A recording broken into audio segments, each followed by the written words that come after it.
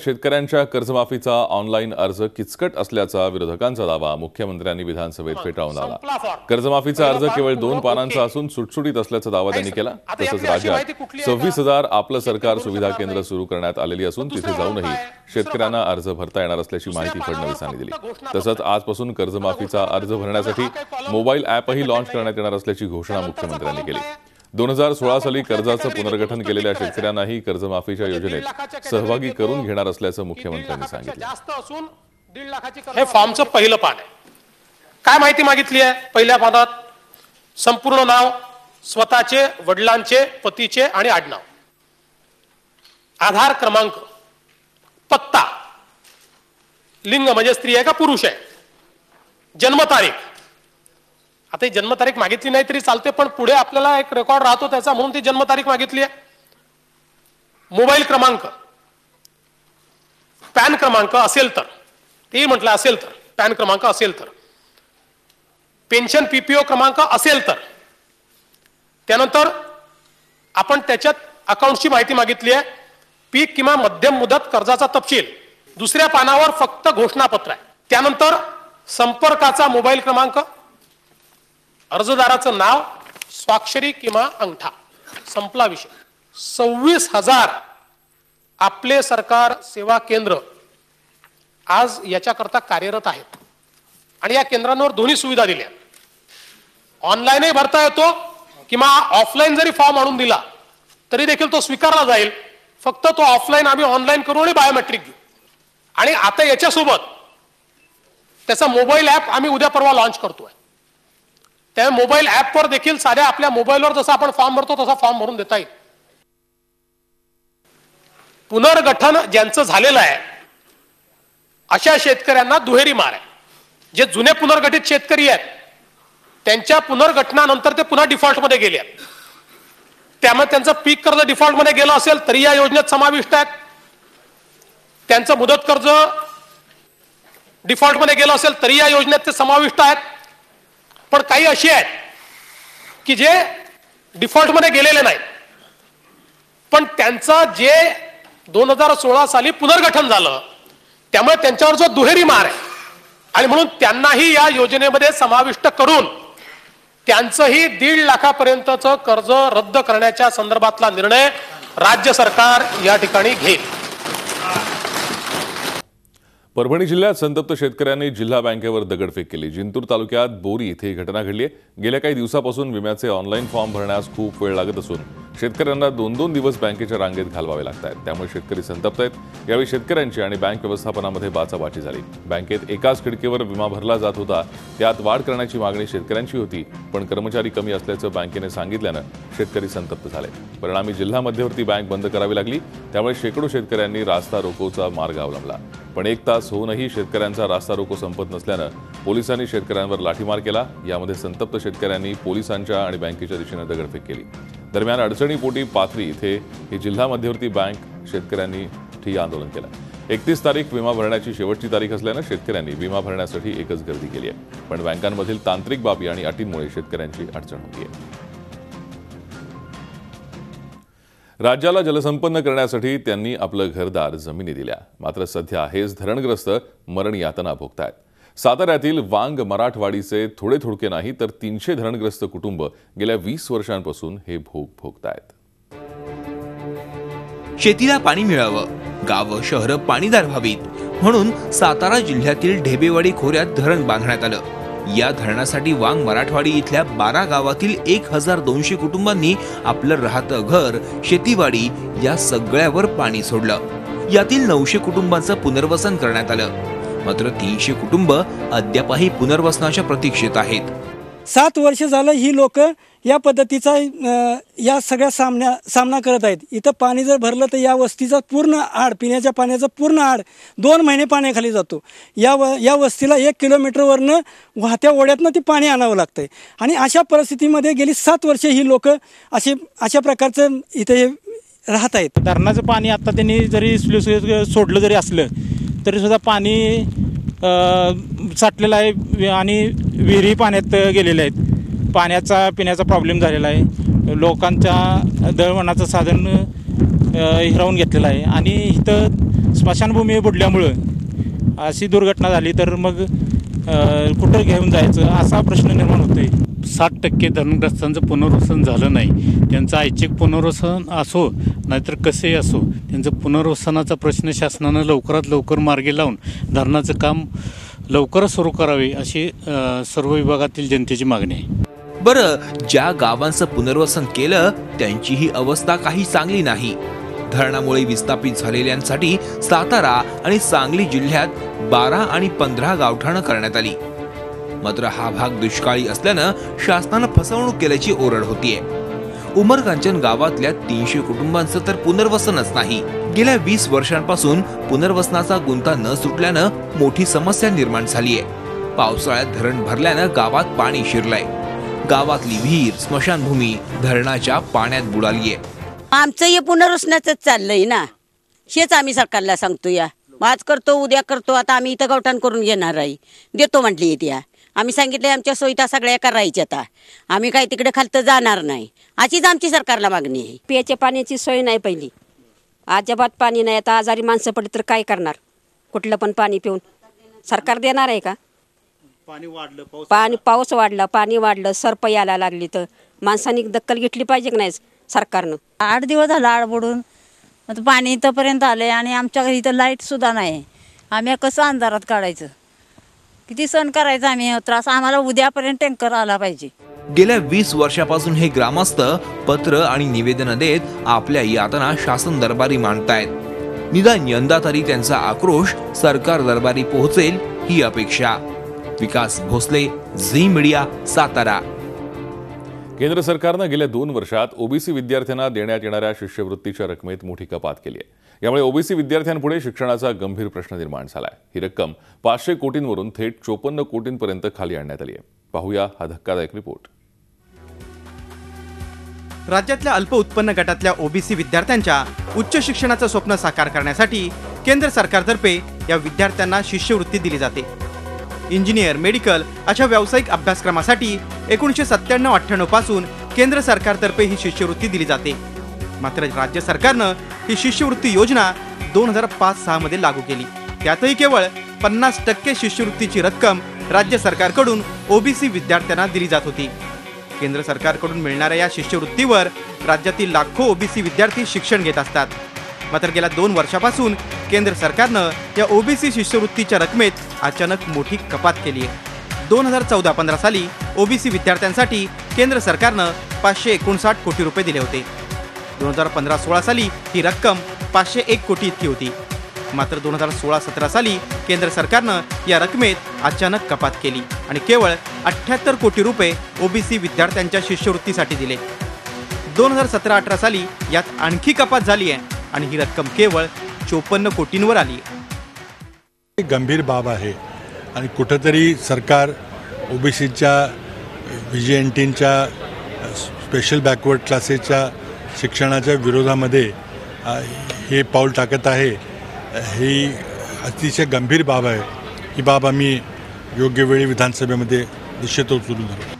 केंद्र सरकारच्या शिष्यवृत्तीचा फायदा घेणारे जवळपास 8.5 लाख ओबीसी विद्यार्थी राज्यात आहेत. मात्र केंद्र सरकारनं अचानक शिष्यवृत्तीच्या रकमेत मोठी कपात केल्यानं ओबीसी विद्यार्थ्यांसमोर शिक्षणाचा प्रश्न निर्माण झालाय. केंद्र सरकारच्या शिष्यवृत्तीच्या रकमेवर उच्च शिक्षण घेण्याचं स्वप्न पाहणाऱ्या राज्यातील गरीब ओबीसी विद्यार्थ्यांसमोर भविष्याचा प्रश्न निर्माण झालाय.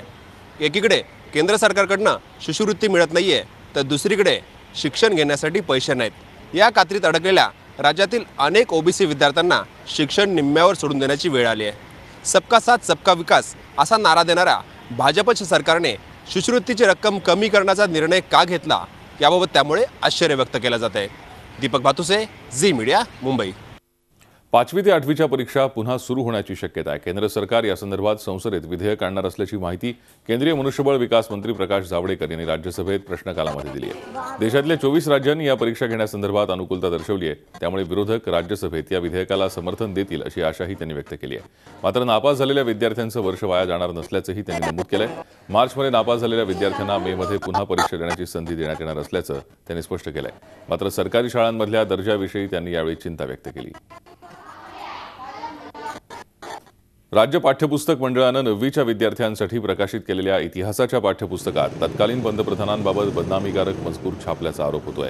80च्या दशकात झालेल्या बोफोर्स तोफ खरेदी प्रकरणात राजीव गांधी यांच्यावर भ्रष्टाचाराचे आरोप झाले होते. त्यामुळे सार्वत्रिक निवडणुकीत काँग्रेसचा पराभव झाल्याचा दावा या पुस्तकात करण्यात आला आहे. हा वादग्रस्त मजकूर वगळण्याची मागणी काँग्रेसने केली आहे. हा वादग्रस्त मजकूर विनाविलंब वगळण्याची मागणी करत या चुकीसाठी राज्य पाठ्यपुस्तक निर्मिती मंडळानं माफी मागावी अशी मागणी त्यांनी केली आहे. मुख्यमंत्र्यांनी यात हस्तक्षेप करावा ही अपेक्षा त्यांनी व्यक्त केली आहे. दरम्यान या वादग्रस्त मजकुराबद्दल शिक्षण विभागाचे उपसंचालक अनिल पारधी यांना विचारलं असता आपल्याला याबद्दल काहीही माहीत नसल्याचं ते म्हणाले. पाठ्यपुस्तक छापण्याची जबाबदारी बालभारती संस्थेची असल्याचं सांगत त्यांनी यावर बोलण्याचं टाळलंय. काँग्रेस ज्या प्रकारे हरलं त्याचं त्यांनी कारण बोफोर्स प्रकरण सांगितलं होतं, परंतु अटल बिहारी वाजपेयी यांच्याबद्दल जेव्हा ते लिहिलं त्यांनी त्याच्यामध्ये कुठल्याही प्रकारे BJPची हार किंवा भारतीय जनता पक्षाचा पराभव झालेला आहे याबद्दल काही लिहिलेलं नाही आहे. आणि अशा प्रकारे त्यांनी महाराष्ट्र राज्य पाठ्यपुस्तक मंडळ पुणे यांनी भारताचे पूर्व प्रधानमंत्री राजीव गांधी यांच्यावरती जी टीका टिप्पणी केलेली आहे ती चुकीची आहे असं मला वाटते. राजीव गांधीचे बोफोर्स तोफमुळे पूर्ण जगाला माहिती आहे की आपण जे कारगिलची लढाईमध्ये बोफोर्समुळे आपल्याला यश मिळाला. अटल बिहारी वाजपेयी जेव्हा पंतप्रधान होते ते बोफोर्स तोफनी त्या कारगिलचे पहाडीवर जे आपण कब्जा केला तो त्यामुळे शक्य झाला. दुसरी तोफमुळे तो शक्य नव्हता. भारताची आबरू त्या तोफमुळे वाचली. सन 2004 मध्ये दिल्लीच्या उच्चतम न्यायालयानं त्यांना या बोफोर्सच्या प्रकरणातनं वगळलं आणि सांगितलं की आता यात राजीव गांधीचा सुतराम संबंध नाही. आणि असं असताना सुद्धा जर इतिहासाच्या पुस्तकामध्ये महाराष्ट्र सरकारची संस्था अशा प्रकारे अभ्यासक्रम जर टाकत असेल त्याचा मी या ठिकाणी निषेध करतो आणि महाराष्ट्र सरकारला मागणी करतो की तात्काळ त्यांनी हे प्रकरण त्या पुस्तकातनं काढावं आणि नव्यानं राजीव गांधींचा इतिहास त्या ठिकाणी लिहून विद्यार्थ्यांपुढे मांडावा अशी मागणी मी या ठिकाणी करतो आहे. मुंबई विद्यापीठाच्या ऑनलाईन असेसमेंट दिरंगाईचा फटका पुन्हा एकदा मुंबईतल्या 740 महाविद्यालयांना बसणार आहे. गेल्या 4 दिवसापासून बंद ठेवण्यात आलेली मुंबईतील महाविद्यालयं आता 31 जुलैपर्यंत बंद असणार आहेत.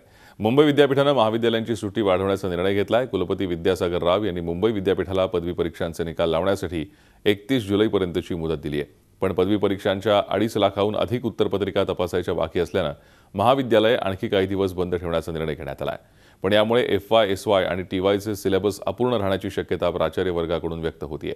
सप्टेंबर महिन्यात सर्व महाविद्यालयात पहिली सेमिस्टर पार पडते, त्यामुळे वेळेत सिलेबस पूर्ण करण्याची जबाबदारी महाविद्यालयांवर आहे. ऑनलाईन असेसमेंटच्या घोळामुळे विद्यार्थ्यांचं नुकसान होत आहे. एक वेळ देश सोडेन पण वंदे मातरम म्हणणार नाही असं वादग्रस्त विधान करून समाजवादी पक्षाचे आमदार अबू आझमी आणि MIMचे आमदार वारिस पठाण यांनी नवा वाद उकरून काढलाय. तर या दोघा आमदारांना सडेतोड उत्तर देत वंदे मातरम म्हणायचं नसेल तर पाकिस्तानात जा अशा शब्दात शिवसेनेचे परिवहन मंत्री दिवाकर रावते यांनी सुनावले. त्यामुळे आता हा वाद पेटण्याची चिन्ह आहेत. मद्रास उच्च न्यायालयाच्या आदेशानंतर भाजप आमदार राज पुरोहित यांनी राज्यातल्या शाळा कॉलेजेसमध्येही वंदे मातरम म्हणणं सक्तीचं करण्याची विनंती केली आहे. या संदर्भात त्यांनी मुख्यमंत्र्यांची भेट घेतली. तसंच वेळ आली तर सभागृहात मुद्दा उपस्थित करण्याची तयारी पुरोहित यांनी दर्शवली आहे. त्यावर आझमी आणि पठाण यांनी वादग्रस्त विधान केलं.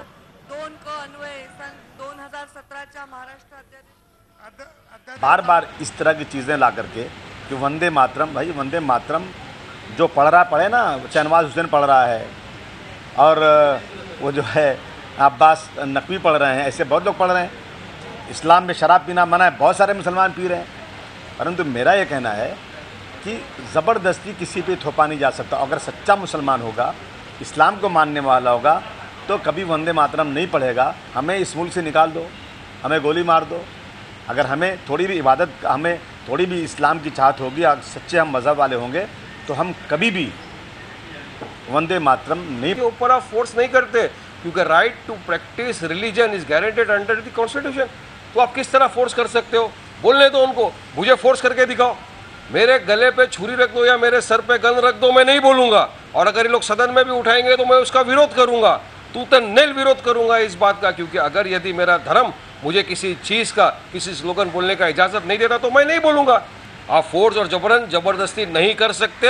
जिस पे आप करके दिखाना चाहते हो करो. वारिस पठान नहीं बोलेगा, नहीं बोलेगा, नहीं बोलेगा. गोली रखने का भी सवाल नहीं है, गोली डालने का भी सवाल नहीं है. उनको इतनी शर्म लगती है तो वो खुद चले जाए, यहाँ से परागंदा हो जाए कि ये भारत भूमि है, ये मातृभूमि है हमारी, और इस भारत का ये भूमि को स्वतंत्र करने वाला ये जो गीत है, उस गीत का आदर करने के लिए उनको कोई कुछ तकलीफ होती होगी तो वो खुद चला जाए। उनको पाकिस्तान की क्यों याद आती है, बांग्लादेश की क्यों नहीं याद आती है? तो ये दिल में पाकिस्तानी है और रहते हमारे हिंदुस्तान। देशात झालेल्या रस्ते अपघातात ताशी 17 लोक म्हणजे दिवसाला साधारण 400 जणांचा प्राण जात असल्याची धक्कादायक माहिती रस्ते वाहतूक मंत्रालयाच्या संशोधनात पुढे आली आहे। विशेष म्हणजे देशात दररोज होणाऱ्या अपघातांची आकडेवारी पाहिली तर सर्वाधिक अपघात दुपारी 3 ते संध्याकाळी 6 या वेळेत होत असल्याचं पुढे आलंय। मंत्रालयाने जारी केलेल्या आकडेवारीनुसार 2015 मध्ये सर्वाधिक अपघात तामिळनाडूत झालेत, तर अपघाताच्या बाबतीत महाराष्ट्राचा दुसरा क्रमांक आहे। मंत्रालयाने जारी केलेल्या अहवालानुसार 2014च्या तुलनेत 2015 मध्ये रस्ते अपघातांच्या संख्येत 2.5% वाढ झाली आहे, तर अपघातात मृत्युमुखी पडलेल्यांच्या संख्येत जवळपास 4.5% वाढ झाली आहे। त्यामुळे 2015 मध्ये रस्ते अपघातात मृत्युमुखी पडलेल्यांचा आकडा तब्बल 1,46,133 वर जाऊन पोहोचला आहे। पुण्यातील डेक्कन पोलिसांनी 1 कोटी रुपयांच्या जुन्या नोटा जप्त केल्या आहेत। फर्ग्युसन कॉलेज रस्त्यावर काही लोक चलनातून बाद झालेल्या नोटा घेऊन येत असल्याची माहिती पोलिसांना मिळाली होती। त्यानुसार कारवाई करत पोलिसांनी या नोटांनी भरलेली बॅग जप्त केली आहे। येरवडा परिसरात राहणाऱ्या गीता शहा या 70 वर्षीय महिलेकडून या नोटा ताब्यात घेण्यात आल्या आहेत। तिच्यासोबत गणेश पेठेत राहणारा चव्हाण नावाचा इसम होता। जप्त करण्यात आलेल्या नोटा 1000 आणि 500च्या जुन्या नोटा आहेत। या नोटा कुणाकडून तसंच कशासाठी आणल्या होत्या याचा तपास पोलीस करत आहेत। पोलिसांनी नोटा घेऊन येणाऱ्या दोघांनाही ताब्यात घेतलं आहे। महिला गीता शाह नावाची, जिचं वय 70 आहे आणि तिच्यासोबत एक चव्हाण नावाचा ग्रस्त होता। ही गीता येरवड्यातील राहणारी आहे आणि चव्हाण गणेश पेठेतील राहणार आहे। त्यांची बॅगची तपासणी केली असता त्यात 1000 आणि 500 रुपये दराच्या जुन्या नोटा 1 करोड रुपये मिळालेले आहेत। हागणदारी मुक्तीसाठी स्वच्छ भारत अभियानाअंतर्गत शौचालय बांधणीचं काम प्रशासनाकडून केलं जातं। त्यासाठी लाभार्थ्यांना 12,000 रुपये देण्यात येतात, मात्र त्यातही भ्रष्टाचार झाल्याचं समोर आलंय। पाहुयात नेमकं काय झालंय। हे आंदोलन आहे परभणी जिल्हा परिषदेच्या मुख्य कार्यकारी अधिकाऱ्यांच्या विरोधातलं। स्वच्छ भारत अभियानाअंतर्गत शौचालय उभारणीसाठी लाभार्थ्यांना शासनाकडून 12,000 रुपयांचं अनुदान मिळतं, मात्र लाभार्थ्यांच्या खात्यावर हे पैसे जमा न करता 15 ते 20 कोटी रुपये थेट कंत्राटदारांना दिल्याचा आरोप कार्यकारी अधिकारी सुनील खोडवेकर यांच्यावर होतोय। परभणी जिल्ह्यातले सगळे मिळून 9,000 लाभार्थी राहिलेत। सगळ्याचे पैसे देणं राहिलेले असताना 15 कोटी शासनाचे पैसे येऊन गेले, पण या मुख्य कार्य अधिकाऱ्याने आणि डेप्टी सीओ साहेबांनी या जिल्ह्यामध्ये एक एजन्सी नेमली आणि त्या एजन्सीचे हात मिळवणे करून ते पैसे दुसरीकडे डायव्हर्ट केले। आम्ही 4 दिवसाचा अल्टिमेट दिलाय, सगळे जिल्ह्यात पैसे वितरण करून ती एजन्सी रद्द करण्याचं ठरलंय। शौचालय बांधण्यासाठी कंत्राटदारानं वापरलेल्या निकृष्ट वस्तू खोडवेकरांना दाखवून शिवसेनेनं जोरदार आंदोलन केलं। जवळपास 13,000 लाभार्थ्यांनी स्वतःचे पैसे खर्च करून शौचालये उभारली। या लाभार्थ्यांच्या खात्यात पैसे जमा न केल्यास मोठं आंदोलन छेडण्याचा इशारा शिवसेनेनं दिलाय। 1.5 वर्षापासून जे लाभार्थी परेशान होते, ह्या लाभार्थ्याला जर नाही न्याय मिळाला तर आम्ही ह्या शिवला कुठेही जगणं मुश्किल करून देणार आहेत। यांनी ताबडतोब ह्या 4 ते 5 दिवसामध्ये 17 कोटी रुपये जे आलेत, हे 17 कोटीचे वाटप जर 4-5 दिवसामध्ये जर नाही झालं तर आम्ही तीव्र आंदोलन करू। शिवला आम्ही कुठेही परभणीत फिरू देणार नाहीत। 12 ते 15,000 लोकांचे लाभार्थ्याचे पैसे बाकी असताना यांनी ठेकेदाराला मधले 15 ते 20 कोटी रुपये दिले। हे पूर्ण बोगस काम आहे, खूप मोठा भ्रष्टाचार आहे। प्रशासनाने याची योग्य ती दखल घ्यावी। नाही दखल घेतली तर आम्ही शिवसेनेच्या वतीने मोठ्यात मोठं आंदोलन ह्या जिल्ह्याभरात उभं राहणार आहे। स्वच्छ भारत अभियानाअंतर्गत देशभरात शौचालये उभारली जात आहेत, मात्र त्यातही असा भ्रष्टाचार होत असेल तर स्वच्छ भारत अभियान हे स्वप्नच राहील। गजानन देशमुख, झी मीडिया, परभणी। भ्रष्टाचाराचं कुरण ही सेतू केंद्राची ओळख बदलण्यासाठी चंद्रपूर जिल्हा प्रशासनानं पुढाकार घेतलाय। त्यासाठी त्याने सेतू केंद्रात महिला राज स्थापित केलाय।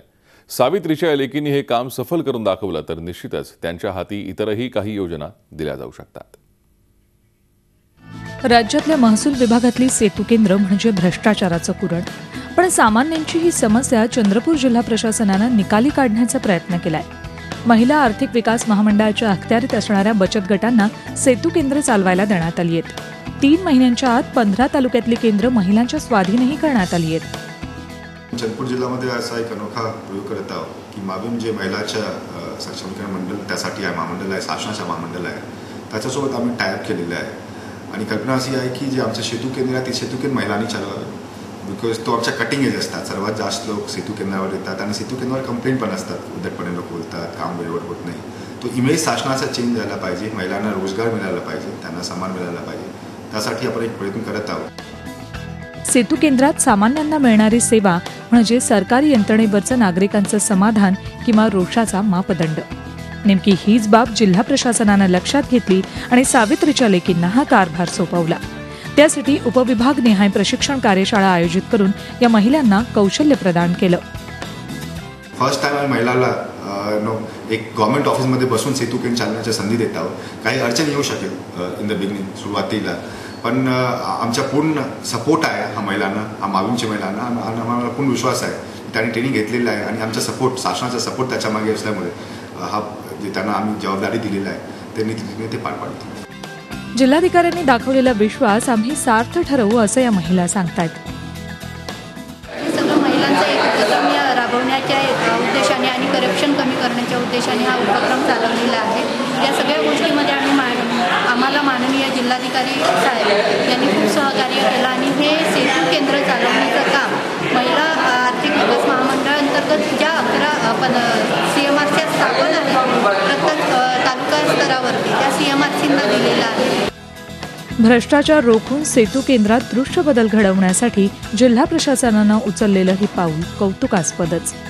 चंद्रपूरहून आशिष अंबाडेसह bureau report, Zee media, Mumbai. लातूरमध्ये पोलीस खुलेआम पैसे घेत असल्याचा एक व्हिडिओ सध्या व्हॉट्सअपवर व्हायरल झाला आहे. शहरातल्या शिवाजी चौकात महिला वाहतूक पोलीस पैसे घेत असल्याचा हा व्हिडिओ आहे.